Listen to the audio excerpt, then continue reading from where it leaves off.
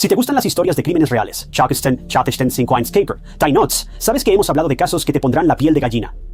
Pero hoy he recopilado una lista de las historias de crímenes reales más locas que pude encontrar. Así que, abróchate el cinturón, esto será intenso.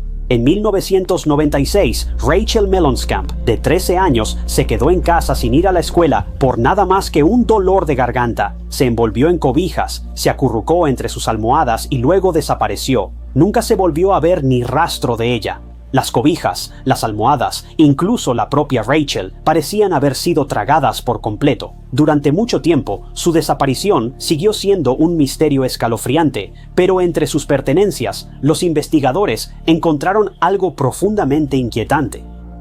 Entrada de diario escrita pocos días antes de desaparecer. Un mensaje tan inquietante que algunos creen que señala directamente a la persona que se la llevó.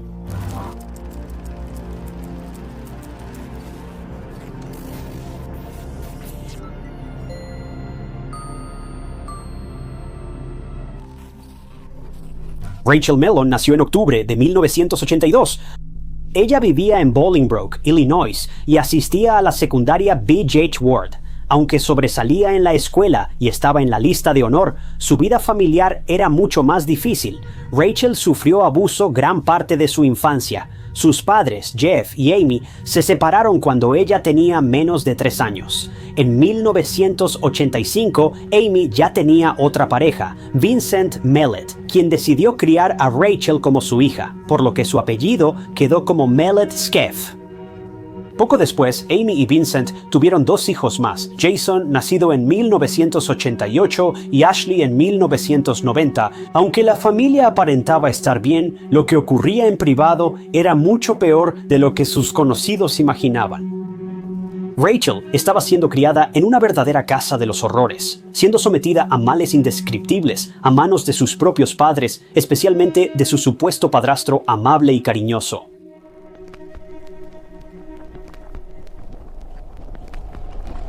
Amy y Vincent llevaban 5 años juntos cuando el verdadero carácter de Vincent salió a la luz. Para personas como tú y yo, él no parece más que un tipo común, alguien en quien realmente no pensarías 2 veces. Pero para Rachel y el resto de la familia no podían evitar pensar en él a cada hora del día, principalmente porque tenían miedo. Les asustaba su carácter explosivo. Vincent era una bomba de tiempo a punto de explotar. En 1990, las cosas comenzaron a cambiar para la familia. Vince y Amy habían estado discutiendo sobre Dios sabe qué cuando Vince empezó a enojarse más y más con cada momento que pasaba. En un ataque de ira ciega, un sentimiento que Vince conocía muy bien, arrinconó a Amy en una escalera de su casa y la empujó por las escaleras. Amy cayó por las escaleras, pero no sufrió heridas graves. Al recuperarse, fue a la policía y pidió una orden de restricción contra Vince, que aparentemente fue concedida. Sin embargo, al poco tiempo, Amy decidió que quería reconciliarse con Vince y optó por retirar los cargos en su contra. No puedo decir que hubiera estado de acuerdo con esa decisión, pero eso fue lo que ella decidió hacer. Pero como podrías imaginar, su amor reavivado no duró mucho. Vince rápidamente arruinó un posible nuevo comienzo al seguir abusando de su familia, enfocándose ahora también en Rachel. En poco tiempo, Vince volvió a sus viejos hábitos y ahora había comenzado a hacer amenazas contra la vida de Amy y Rachel. Parecía que, contrario a lo que le hizo creer a Amy, nunca aceptó realmente a Rachel como suya y siempre la mantuvo a una distancia segura, usándola como herramienta cada vez que ellos dos tenían un desacuerdo. Para 1995, Rachel finalmente se hartó. Solo tenía 12 años, pero se escapó de casa. Siguió corriendo hasta que llegó a la casa de una amiga. Nunca entró y parece que ni siquiera tocó la puerta, pero encontró un lugar seguro afuera y simplemente durmió ahí esa noche, esperando hasta la mañana siguiente para pedir ayuda a sus abuelos. Sus abuelos llegaron y se la llevaron a casa, poniéndola de nuevo en manos de su abusador frío y cruel. Ese verano, Raquel pasó unas semanas con su padre biológico que vivía en Texas. Durante su estancia en Texas, le pidió a su tío mudarse a Dallas. Sin embargo, no parece que ella le haya explicado todos los detalles de la situación, porque seguramente él la habría ayudado si hubiera sabido lo mal que estaban realmente las cosas. Desafortunadamente, sus súplicas cayeron en oídos sordos. A pesar de las súplicas de Raquel, tuvo que volver a casa con su madre y el monstruo viviente que llamaba padrastro.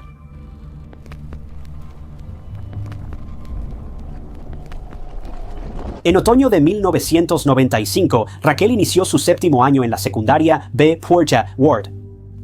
Raquel era muy popular en la escuela y para un desconocido parecía tenerlo todo. Era una gran chica con buenas calificaciones, innumerables amigos y siempre parecía estar muy feliz. Solo sus amigos más cercanos sabían sobre la oscuridad que ensombrecía su vida en casa. La mejor amiga de Rachel era una chica llamada Carrie. Carrie recuerda a Rachel como alguien alegre y llena de vida, a quien nada la desanimaba. En los últimos meses, Rachel se interesó en el reciclaje, la protección ambiental y empezó a explorar la música y el baile. Su vida escolar, su vida social, todo parecía ir en ascenso, pero su vida en casa estaba a punto de tomar un giro muy sombrío. En enero de 1996, Carrie vio a Rachel llorando junto a su casillero. Rachel nunca había hecho esto antes. Nadie había visto llorar a esta chica alegre y despreocupada. Cuando algunos de sus amigos le preguntaron qué pasaba, Rachel no quiso decirles. Lo único que explicaba era que no se sentía bien y que tenía un problema que ella misma iba a resolver. Ella se alejó de sus amigos y no respondía preguntas. Esta fue la última vez que alguien vería a Raquel. Tras salir de la escuela ese día, nunca volvió. Llamó al día siguiente para reportar dolor de garganta y luego desapareció.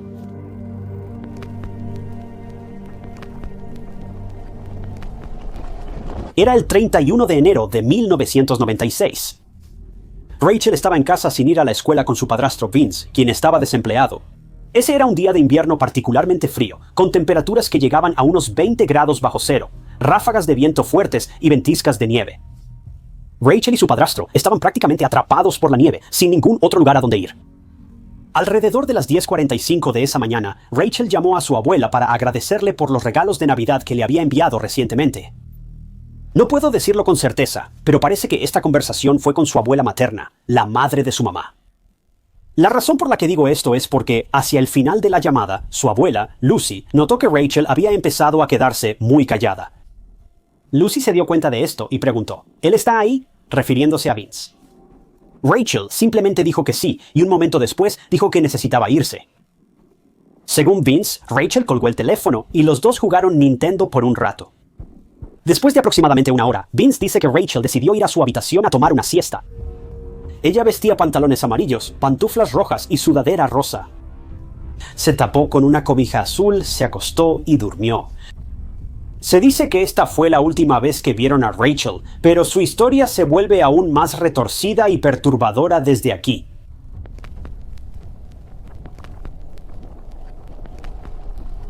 Alrededor de las 2:30 de la tarde, Vince dice que fue a ver a Rachel y notó que todavía estaba dormida. La siguiente serie de eventos ocurre desde el punto de vista de Vince, detallando la información que le dio a la policía más tarde ese día. Vince dice que salió de la casa después de revisar a Rachel y se fue a pasear al perro. Pero recuerda que hay vientos fuertes, nevada intensa y 20 grados bajo cero. Él dice que, aún así, paseó al perro 30 minutos antes de volver a casa. De regreso a casa, su perro Duque, un pastor alemán, vio un conejo corriendo en el campo. ¿Qué sucedió? Y cuenta que Duque se soltó del collar y fue tras el conejo. Vince no intentó ponerle la correa a Duque, solo se fue y lo dejó correr hacia lo desconocido. Vince explicó que pensó que Duque encontraría el camino de regreso a casa más tarde ese día, pero no lo hizo. Vince regresó a casa alrededor de las 3 de la tarde de ese día. Dice que no se molestó en ver cómo estaba Raquel, simplemente siguió con sus actividades diarias. A las 3:15, la hermana menor de Raquel ya estaba en casa. De inmediato notó que Raquel no estaba en su cuarto. Su hermana preguntó por ella, pero Vince no se preocupó. No sabemos si inventó una excusa o simplemente no le importaba. Vince nunca la buscó. Horas después, una agente de bienes raíces vio a un perro corriendo en un campo cerca del Salón Mellon. Ella reconoció al perro como Duke y rápidamente lo llamó, llevándolo de regreso a casa con su familia. Esto fue entre las 4:30 y las 5 de la tarde. Ahora Amy, la madre de Rachel, regresó a casa aproximadamente a la misma hora junto con su hijo, Jason. Cuando Amy notó que Rachel no estaba, fue entonces cuando llamó inmediatamente a la policía para que ayudara a investigar.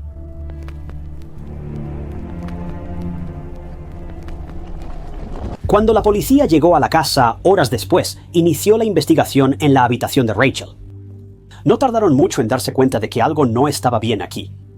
La evidencia que se había dejado atrás, junto con la información que proporcionó Vince, simplemente no cuadraba. Algo andaba mal y la policía quería llegar al fondo. La policía encontró varias piezas clave de evidencia que apuntaban a que Rachel había sido secuestrada. Notaron que su abrigo, zapatos, cartera, bolso y Sony Walkman se quedaron atrás. Estos eran artículos que Rachel llevaba a todas partes, sin importar a dónde fuera. Además, en un día de 20 grados bajo cero, ¿por qué Rachel saldría sin su abrigo y zapatos? Desaparecieron la manta azul de su cama y sus 2 almohadas favoritas. Al notar los objetos faltantes, revisaron la puerta principal y vieron que no había señales de entrada forzada. Vince explicó que cuando salió a pasear al perro, dejó la puerta sin seguro. Si alguien entró mientras él no estaba, eso explicaría que la puerta no tuviera daños. Pero los investigadores notaron algo extraño. Los brazos de Vince estaban cubiertos de marcas de rasguños, algunas de las cuales parecían bastante dolorosas. Cuando los detectives le preguntaron de dónde habían salido esas marcas, él dijo que había estado trabajando en un auto ese mismo día y que se había raspado y cortado al meter la mano en el compartimiento del motor. Si me preguntas, esto no tiene sentido. Trabajo casi diario con vehículos y suelo tener golpes o raspones, pero esas lesiones no se comparan con los cortes que describieron en los brazos de Vince. La policía buscó intensamente por tierra y aire en la zona, pero no hallaron rastros de Rachel. La policía revisó los aeropuertos locales para ver si intentó volar a Dallas a visitar a su padre, pero no hallaron rastro de ella en la investigación. Aquí es donde las cosas empiezan a mostrar un retrato escalofriante de Vince. La policía investigó la habitación de Rachel y halló su diario. Ella escribía frecuentemente en su diario, detallando emociones, experiencias y abuso. La policía quedó especialmente impactada por una página en particular en la que ella revelaba varios crímenes que su padre había cometido en su contra. Raquel contó que en agosto de 1995, Vince entró a su cuarto y la besó, entre otras cosas. Según su diario, Vince dijo que lo hacía para que ella supiera cómo actuaban los depredadores y pudiera evitarlos. Pero no podía evitar a su padrastro.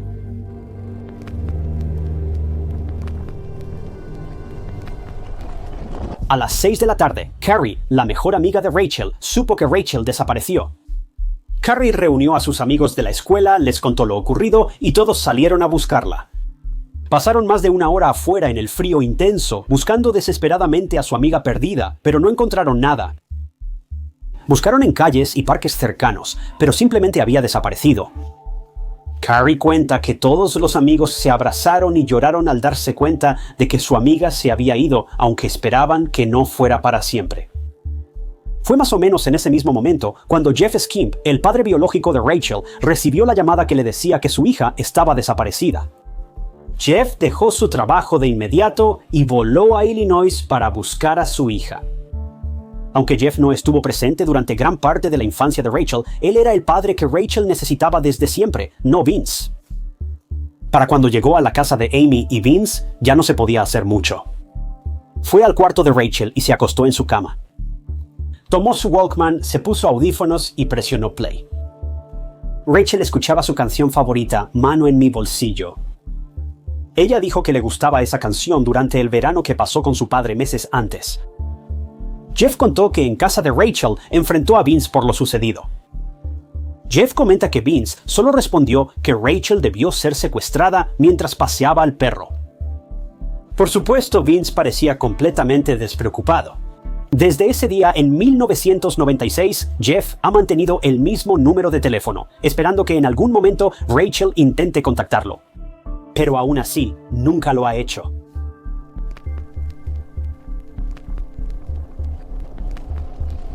En enero del año 2000, un gran jurado logró obtener una orden para tomar muestras de ácido desoxirribonucleico de Vince. El 29 de enero, la policía detuvo a Vince en su casa y lo mantuvo bajo custodia más de 9 horas mientras lo interrogaban y tomaban muestras. Mientras hablaron con Vince, él se negó a responder varias preguntas sobre la desaparición de Rachel. Finalmente, tuvo que entregar muestras de ácido desoxirribonucleico y cabello, y la policía inició la investigación por sospecha de asesinato en primer grado.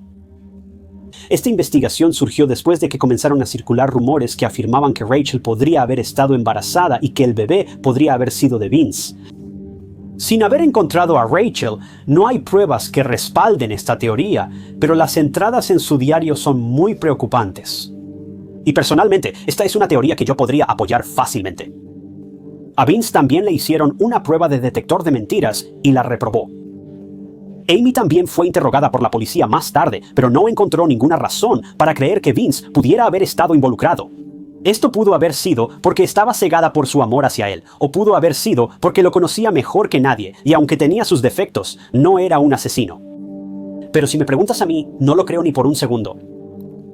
A Amy también le hicieron una prueba de detector de mentiras, y la pasó. Sin embargo, después de esto, Amy y Vince se han negado a colaborar con la policía en la investigación, lo que resulta muy inesperado. Amy y Vince también se negaron a hacer un servicio conmemorativo para Rachel. No fue sino hasta 2002 cuando la ciudad de Bolingbrook tomó cartas en el asunto, plantando un árbol y erigiendo una placa en honor a Rachel, colocándola justo al otro lado de la calle de su antigua casa. Jeff y Carrie se han consolidado al frente de esta investigación. Mientras que Amy y Vince se han negado a ayudar de cualquier manera desde 1996, ni Jeff ni Carrie han olvidado y continúan esforzándose por crear conciencia sobre la desaparición de Rachel, esperando que algún día el caso finalmente vea justicia y que Vince sea arrestado o quien haya sido el secuestrador de Rachel si es que realmente se demuestra la inocencia de Vince. La policía de Bolingbrook todavía considera la desaparición de Rachel Mellon Skimp como una investigación activa. Así que si tienes cualquier información sobre el caso de Rachel, absolutamente cualquier cosa, se te pide que te comuniques con el Departamento de Policía de Bolingbrook al 630-26060. Donde sea que esté Rachel, mi esperanza y oración es que finalmente haya encontrado esa paz que tanto anhelaba desesperadamente.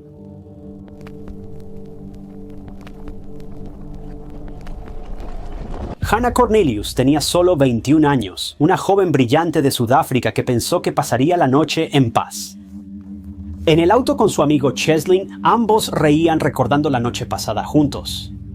Pero cuando el reloj pasó de la medianoche, la tranquila calma se rompió. De la oscuridad, 4 hombres se acercaron a su vehículo, como depredadores cazando a su presa. En instantes, Hannah y Cheslin fueron arrastrados a una pesadilla de la que solo uno sobrevivió. Quiero ser claro, este caso es por mucho el peor, el más desgarrador y el más repugnante que he cubierto. Y no lo digo para exagerar este video, lo digo como una advertencia. Este caso es horrible de principio a fin. Tanto así que he considerado seriamente desechar todo esto y cubrir otra historia diferente. La verdad es que, aunque estos casos sean trágicos o perturbadores, la historia de la víctima debe ser escuchada y Hannah merece ser recordada. Dicho esto, esta es la historia de Hannah Cornelius.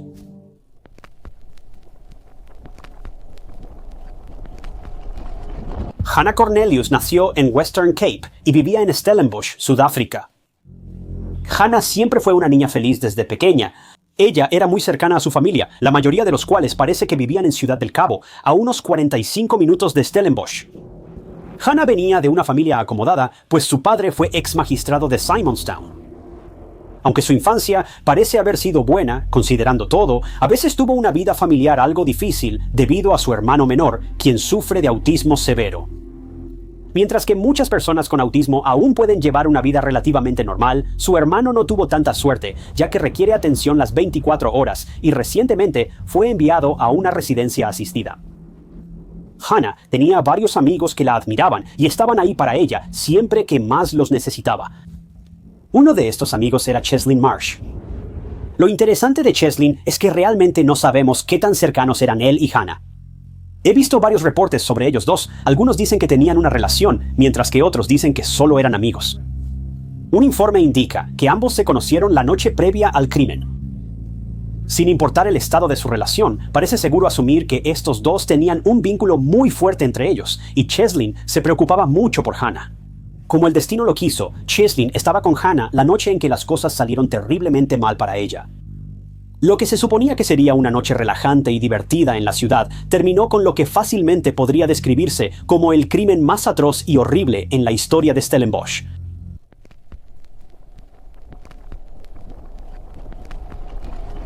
Era el 27 de mayo de 2017. Hannah y Cheslin acababan de pasar la noche bebiendo y bailando y habían regresado a su casa en su ciudad alrededor de las 3:30 de la mañana ese sábado. Las cámaras captan a Hannah y Cheslin entrando al estacionamiento en el Volkswagen Golf azul y blanco de Hannah. Tras estacionarse, Hannah y Cheslin conversaron un rato mientras esperaban para entrar y descansar, algo que necesitaban. Mientras estaban sentados en su auto, 4 hombres pasaron junto a ellos, quienes más tarde serían identificados como sospechosos en el caso. 4 hombres iban a un departamento y al pasar junto al auto de Hannah, notaron a 2 personas dentro. Fue en ese momento cuando sus planes para la noche cambiaron. Los 4 hombres se acercaron al auto y atacaron sin dudar a Cheslin y Hannah. La policía informa que Cheslin fue forzado al asiento trasero y Hannah quedó atrapada entre los asientos delanteros. Después de unos momentos, las cámaras de seguridad muestran que el auto de Hannah se aleja, luego de que uno de los 4 hombres huyó de la escena y más tarde se reunió de nuevo con la banda. Alrededor de las 4:30 de la mañana, se ve el auto entrando al estacionamiento de una gasolinera. Esto fue aproximadamente 1 hora después del altercado inicial. Aunque las imágenes fueron tomadas a solo unas millas de distancia, para este momento Cheslin ya había sido obligado a la parte trasera del auto, mientras que Hannah estaba siendo retenida en el asiento del pasajero delantero. Hasta donde sabemos, esta fue la última vez que se vio a Hannah con vida. Uno de los sospechosos pronto sale del vehículo y entra a la gasolinera, dirigiéndose hacia un cajero automático. Había robado la tarjeta bancaria de Cheslin e intentó hacer un retiro de su cuenta, pero Cheslin le había dado el número de identificación personal incorrecto, por lo que el sospechoso se fue con las manos vacías. El hombre obviamente estaba enojado por esto y juró que Cheslin sería castigado más tarde. Los hombres se fueron de la gasolinera y la policía les perdió la pista por horas. Uno de los sospechosos contó después que Hannah se mantuvo callada y seria durante el viaje. No le dijo ni una palabra a ninguno de los hombres, ni obedeció ninguna de sus órdenes. Miraba fijamente al frente, en silencio el resto del viaje.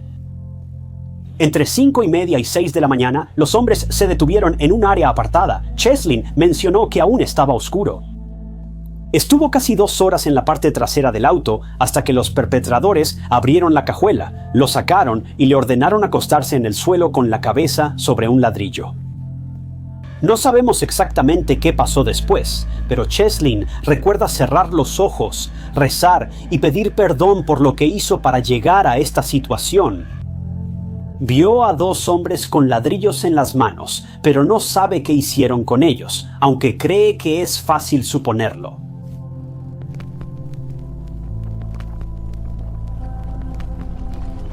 Después de lo que Cheslin acababa de pasar, los criminales creyeron que había perdido la vida, así que lo abandonaron y llevaron a Hannah varios kilómetros más lejos a un lugar apartado, esta vez en un tramo de bosque ubicado justo detrás de un campo de paintball. Hannah rogó a sus atacantes que la dejaran ir con vida, ofreciéndose a que hicieran lo que quisieran con ella. Los sospechosos dicen que, a pesar de sus súplicas y ruegos, ella luchó en todo momento y no iba a facilitarles las cosas. Ella se negó a salir voluntariamente del auto cuando llegaron detrás del lugar de paintball y los hombres la sacaron a la fuerza de la cajuela antes de arrojarla al bosque y abusar de ella una y otra vez.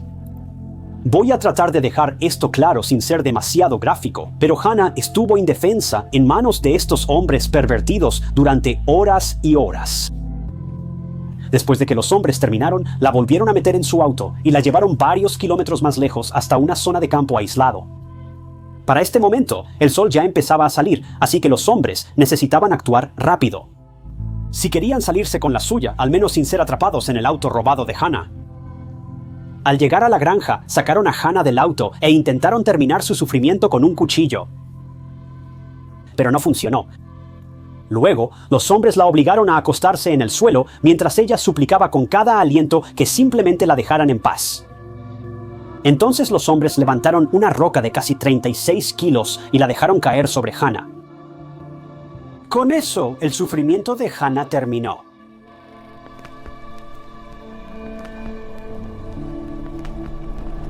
Al día siguiente, los hombres volvieron al pueblo y siguieron a una mujer que iba al trabajo. Corrieron tras ella hasta que finalmente tropezó y cayó, le robaron su bolso y pertenencias y la dejaron ahí. Afortunadamente no fueron más allá de solo robarle sus cosas. Desafortunadamente, una tercera mujer no tendría tanta suerte. A pocos kilómetros, la tercera víctima fue secuestrada y asaltada, pero desconocemos sus heridas. Por lo que puedo decir, parece que logró escapar sin que le pasara nada grave, pero es seguro asumir que su vida nunca será la misma después de esto, sin importar que haya salido con vida. Al día siguiente, cerca de las 2, solo 2 de los 4 hombres seguían con el auto de Hannah. Los hombres fueron vistos de nuevo en Stellenbosch. En ese momento la policía ya buscaba el auto de Hannah y un agente encubierto vio qué pasaba con los 2 hombres no identificados dentro. El policía encubierto solicita refuerzos y pronto inicia una persecución a alta velocidad. Los hombres llevaron a la policía por decenas de millas hasta otra zona agrícola, donde abandonaron el auto cerca de un campo y huyeron a pie. Afortunadamente, los 2 hombres fueron capturados por los oficiales y llevados para ser interrogados. Al día siguiente, Cheslin despertó tras ser brutalmente golpeado por sus secuestradores.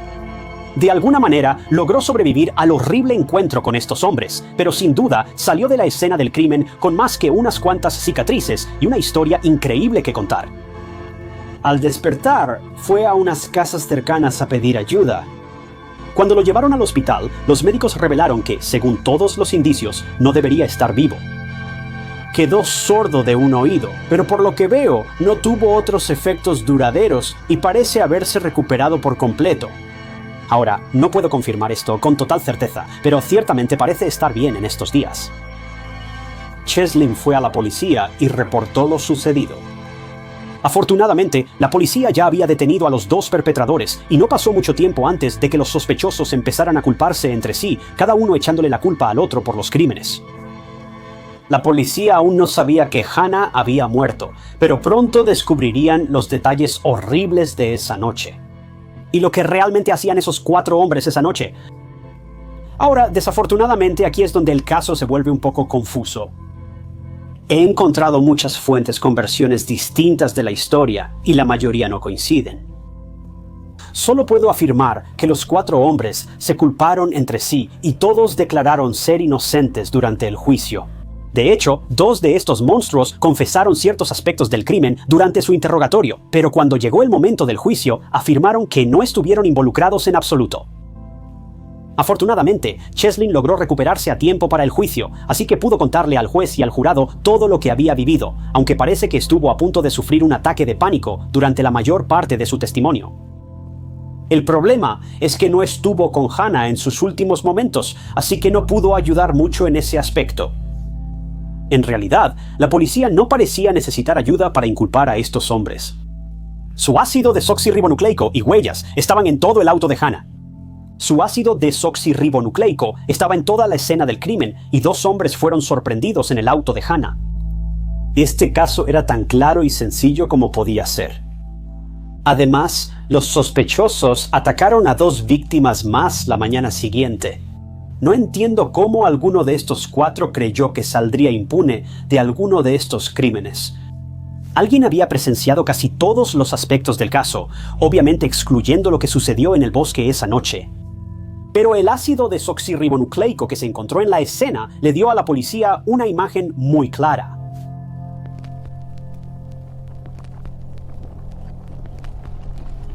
En el juicio, 3 de los 4 hombres que mataron a Hannah recibieron cadena perpetua. Uno de los hombres recibió una sentencia menor por falta de pruebas físicas que lo vincularan a los últimos momentos de Hannah. Los hombres recibieron en total 358 años de prisión y la multitud aplaudió al escuchar sus sentencias. Sinceramente, uno de los peores aspectos de este caso es el comportamiento de los sospechosos en el juicio. Mientras estuvieron en el estrado, hacían gestos a la familia de la víctima, contaban chistes, reían y lanzaban señas a la multitud. Uno de los hombres incluso hizo comentarios sugestivos hacia el juez que estaba leyendo la sentencia de la pandilla. Lo que vivió esta joven fue algo bárbaro. No solo fue inhumano, fue algo fuera de lo humano. Estos 4 hombres son lo peor de lo peor, y nunca he escuchado algo peor que lo que le hicieron a esta pobre chica. Afortunadamente, estos hombres ahora están encerrados tras las rejas por el resto de sus vidas. Pero como estoy seguro de que todos ustedes saben, uno de los crímenes más grandes en una situación como esta, créanlo o no, en realidad no es lo que le pasó a la víctima. Eso les ocurre a los seres queridos de la víctima, quienes deben afrontar un día más sin quienes más quieren. La verdadera tragedia son las familias y amigos de aquellos que se fueron demasiado pronto, quienes ahora tienen que averiguar cómo va a seguir girando su mundo cuando les arrebataron a un pilar en sus vidas. Tal vez hayas oído, la misericordia de la vida es que sigue adelante. Pero para algunas personas, no es así.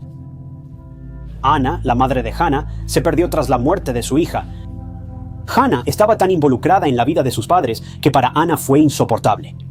Ana tuvo un tiempo increíblemente difícil para aceptar el robo de su hija. Ella seguía con todas sus rutinas diarias, pero ya nada importaba. Según el padre de Hannah, con su muerte, murió también nuestra familia. En 2018, Ana salió a uno de sus ejercicios diarios de natación.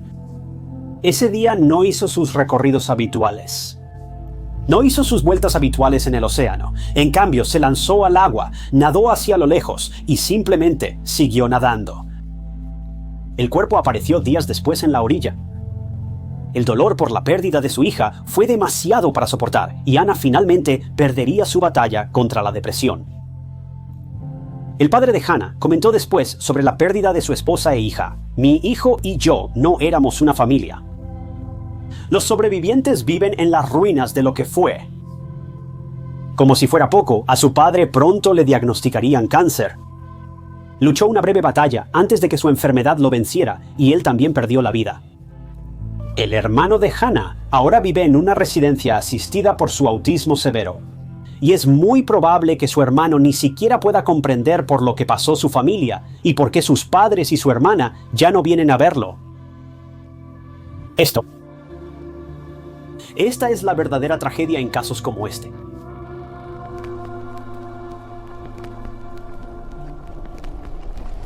Cuando un niño desaparece, la mente de un padre naturalmente comienza a prepararse para lo impensable mientras espera lo mejor. Esto fue cierto en la desaparición de Harley Dilley, un niño de 14 años que desapareció cerca de finales de 2019. Pero sus padres nunca pudieron imaginar que su cuerpo sería encontrado mucho más cerca de casa de lo que cualquiera hubiera esperado.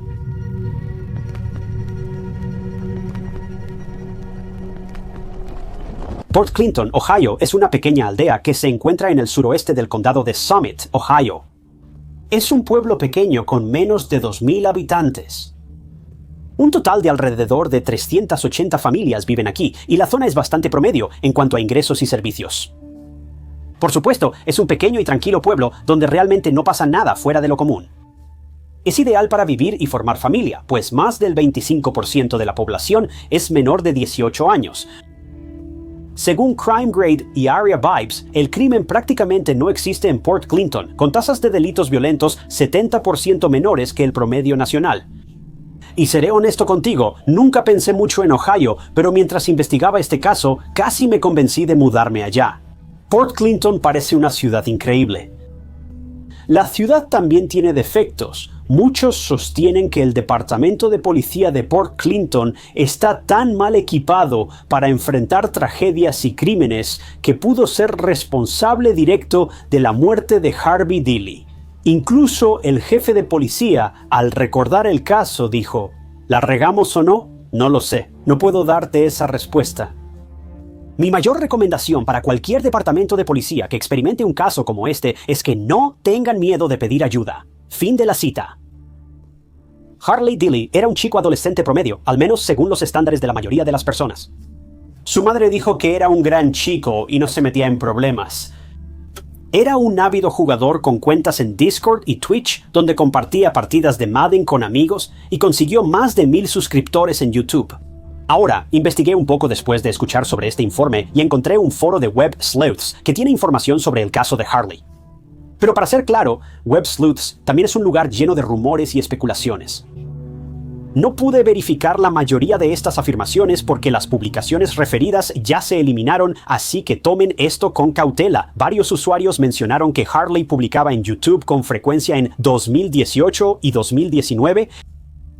Estos videos han generado mucha especulación sobre la desaparición de Harley y muestran a sus padres de una manera muy diferente a cómo podrían haber sido percibidos en línea o en entrevistas de televisión. Un video preocupante titulado "Tengo miedo" fue eliminado pocos días después de la desaparición de Harley. Este es el único video que pude encontrar después de que alguien lo volviera a subir, y Harley explica que ha tenido uno de los peores días de su vida. Cuenta que discutió con su mamá después de la escuela durante 5 minutos.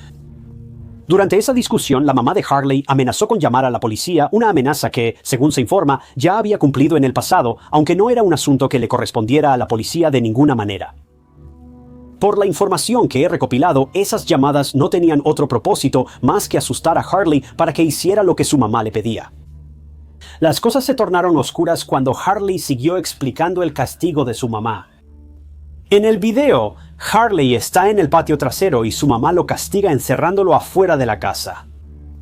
Recuerden que este video fue grabado en pleno invierno y Harley espera afuera abrigado con una chaqueta hasta que su mamá lo deja entrar. Otro usuario de WebSleuths dijo que Harley contó en un video que su mamá ya había hecho esto antes, cuando él o su hermano tenían 4 años, dejándolos afuera en el frío otra vez. Harley sigue explicando que tiene hambre y necesita hacer su tarea de la escuela, pero no puede porque está atrapado afuera. Termina el video llorando unos momentos después. Detectives aficionados en WebSleuths afirman haber visto un video donde Harley sale a encontrarse con alguien el día que desapareció. Como muchas personas dicen haber visto este video, me arriesgo a decir que la afirmación parece cierta. El problema es que no sabemos con quién vería Harley ese día. Usuarios del foro dicen que el video sugería que era alguien con quien hablaba en línea, pero no sabemos si era un amigo personal o alguien que nunca conoció en persona. El informe indica que salió de casa rumbo a la escuela el 20 de diciembre, pero no llegó, pues ningún amigo lo vio ese día. Como la zona era segura, no era raro que Harley explorara al aire libre, incluso una casa abandonada cerca de la suya. Sus padres le advirtieron no acercarse a esa casa, pero Harley no obedeció, pues la visitó varias veces antes. La casa estaba en el 507 de la calle Fulton, a pocos pasos de donde Harley creció. La casa, aunque estaba abandonada, todavía era mantenida por la familia que la poseía y de vez en cuando regresaban para usarla como casa de verano. En 2019, el dueño dijo que la casa estuvo desocupada unos 10 años y que la familia solo la ocupaba por semanas ocasionalmente.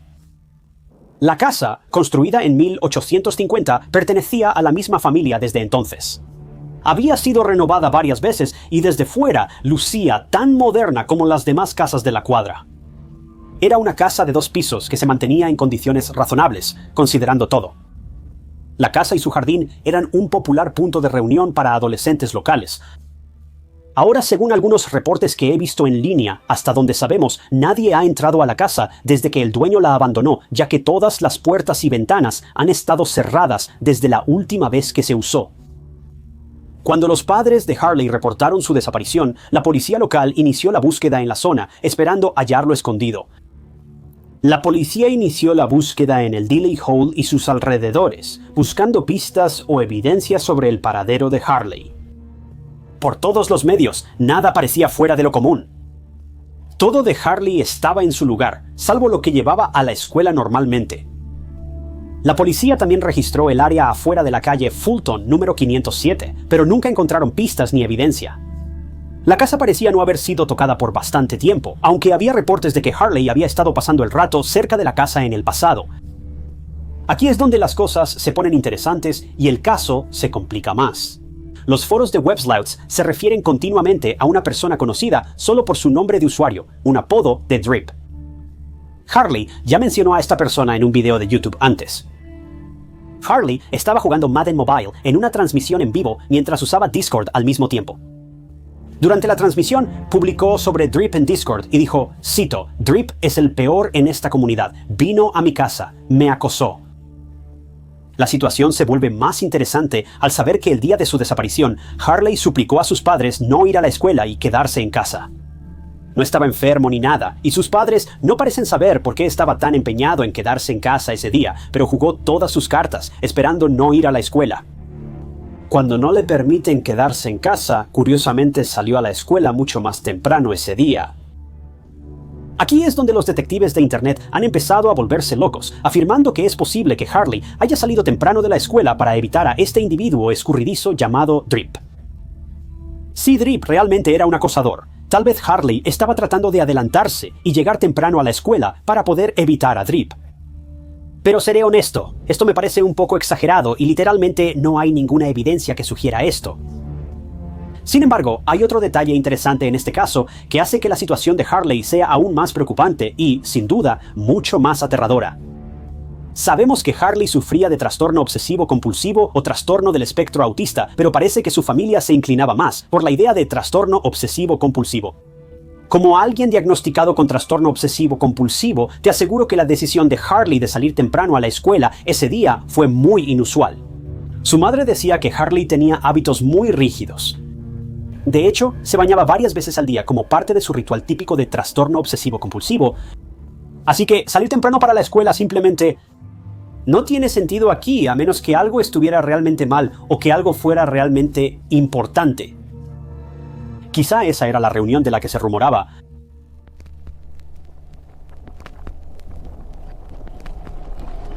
Logré rastrear a esta persona llamada Drip en línea y lo relacioné con una cuenta de Reddit cuyo nombre no voy a revelar porque parece que Drip podría haber sido menor de edad en ese momento. No lo sé con certeza, pero para estar seguro es algo que no me siento cómodo compartiendo. Sin embargo, es bastante fácil de encontrar en línea si realmente te interesa, pero en esta cuenta de Reddit pude confirmar que Drip efectivamente había estado acosando a Harley durante al menos unas semanas. Harley también tenía cuenta en Reddit y estaba en un subreddit de Madden Mobile. Drip aprovechaba cada oportunidad para acosar a Harley en línea, y parece que nunca se conocieron en persona, ya que Harley insinuó que Drip no lo había encontrado en la vida real. Pero poco más de una semana después del último acoso de Drip a Harley, Harley desapareció. Al notar la conexión, usuarios de Reddit comenzaron a acosar a Drip por su posible implicación. Pero aquí es donde las cosas se pusieron mucho peor de lo que jamás pude imaginar. Cuando los usuarios empezaron a preguntarle a Drip sobre Harley, él supuestamente les dijo que lo dejaran en paz, respondiendo que no tenía idea de dónde estaba Harley. Y luego vino la bomba. Harley contó en línea a algunos amigos que Drip lo acosó afuera de su casa un día. Al confrontar a Drip, respondió: "Yo ni vivo cerca de él". Eso fue una confirmación de que Drip, de hecho, sí sabía dónde vivía Harley. Drip respondió a las preguntas sobre Harley solo unas horas antes de que encontraran a Harley. Drip no publica en Reddit desde ese día en 2020.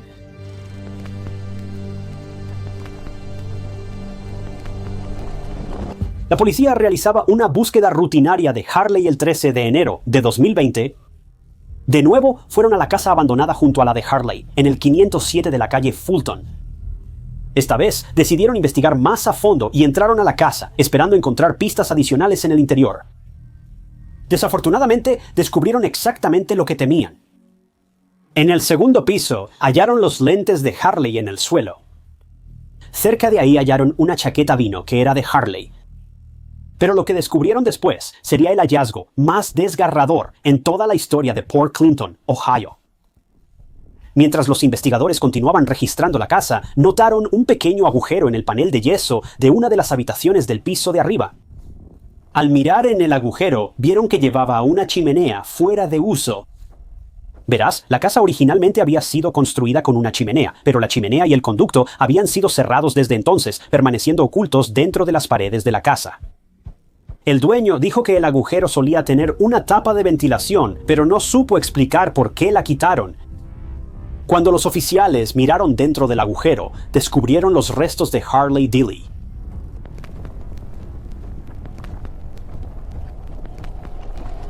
Un forense acudió y concluyó que probablemente Harley murió el día de su desaparición. Investigadores creen que Harley murió pocas horas después de quedar atrapado en la chimenea por el clima.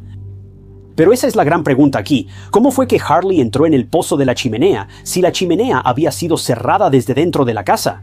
Seguía siendo accesible desde el techo. El techo de la casa era fácil de acceder gracias a un gran poste de antena detrás. A 30 centímetros del agujero, trepando ese poste, habría sido fácil llegar al techo de la casa. Cualquiera pudo hacerlo. Desde aquí la chimenea era fácil de alcanzar. Muchos en la comunidad de detectives en línea dudan que Harley haya llegado a esa chimenea por accidente o casualidad. Ellos creen que fue empujado, posiblemente por la persona misteriosa llamada Drip. Sabemos con certeza que tras acabar Harley en la chimenea, no había forma de que escapara. La chimenea solo medía 9 pulgadas por 13 pulgadas, lo que significa que entrar en esa chimenea habría sido increíblemente difícil, y salir habría sido casi imposible. La policía teorizó que las prendas de ropa que encontraron dentro de la casa probablemente fueron puestas ahí por Harley. No hay evidencia de que Harley haya entrado a la casa, pero creen que quedó atascado en la chimenea, empujó la tapa de ventilación desde dentro y luego se quitó ropa para meterla por la tapa y tener más espacio. Intentó escapar deslizándose afuera, pero no fue posible. Pero esto no es más que una teoría, y la policía en realidad no sabe con certeza qué fue lo que pasó aquí. Nunca se determinó oficialmente por qué Harley entró a la chimenea ese día. Es completamente posible que él haya subido ese tubo y entrado a la chimenea por pura curiosidad, esperando que la chimenea lo llevara a una chimenea interior que le permitiera entrar al agujero. Ahora, esta ciertamente es una suposición plausible, para ser completamente honesto, y probablemente yo habría llegado a la misma conclusión cuando era adolescente. Pero como esa chimenea había sido tapiada y cubierta con una pared, no había salida. ¿Pero qué hay de Drip? La persona misteriosa Drip nunca ha sido identificada. La policía declaró el caso un accidente y afirma que no hay señales de juego sucio. Debemos recordar que al inicio, la policía afirmó que creía que Harley iba a ver a alguien ese día, por eso salió temprano a la escuela. Entonces, ¿qué pasó con esto y por qué los investigadores de repente cambiaron de opinión sobre esta pista cuando hay evidencia en el historial en línea de Harley que sugiere que esto, en realidad, era una posibilidad? Lamentablemente no lo sabemos. Como Drip nunca ha sido encontrado, probablemente estas preguntas sigan sin respuesta. La policía cerró la investigación y no seguirá el caso. Oficialmente, el trágico caso del adolescente atrapado Harley Deely ha sido resuelto, pero en la mente de muchos, incluyéndome a mí, el verdadero misterio apenas comienza.